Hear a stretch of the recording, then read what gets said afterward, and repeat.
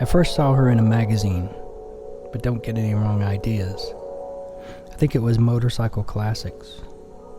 For years, I've been able to stave off the burning urge for a motorcycle, to buy, to own, to ride a motorcycle again, simply by getting the occasional magazine.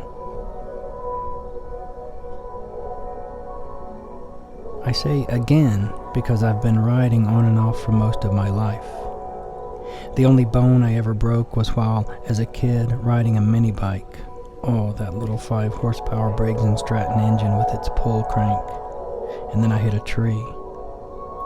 2, I'm pretty sure my subscription to motocross magazines played a role in me failing the 10th grade.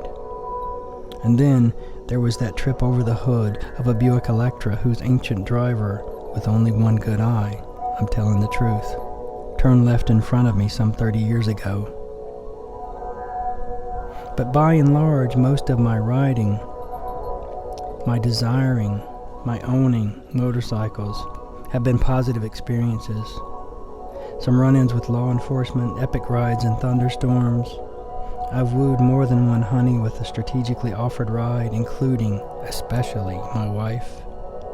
Once, on a nighttime ride, I gave her a full autumn moon at the crest of a Pennsylvania mountain.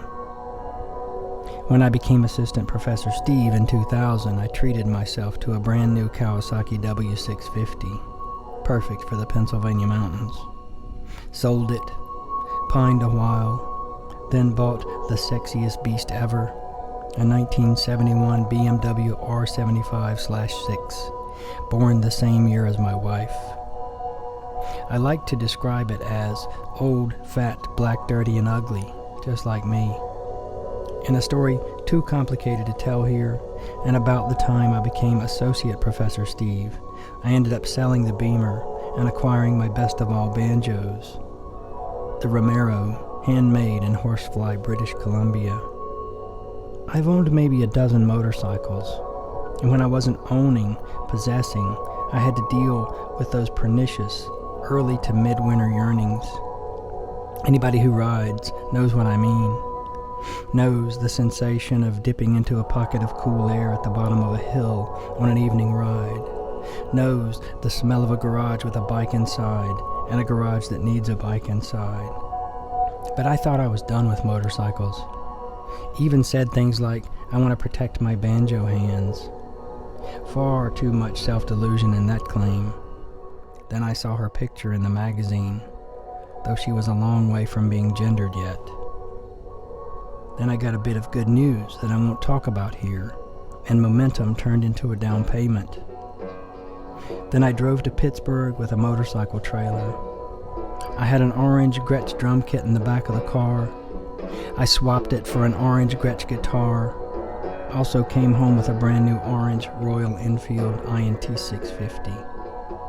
I've never named a motorcycle before, but Ariadne named herself.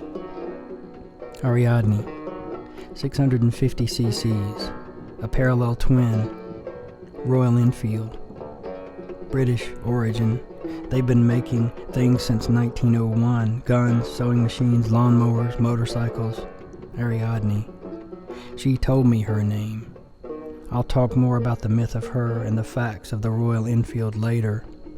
For now, Ariadne, half-sister of the Minotaur, co-conspirator of the deceitful Theseus, Ariadne.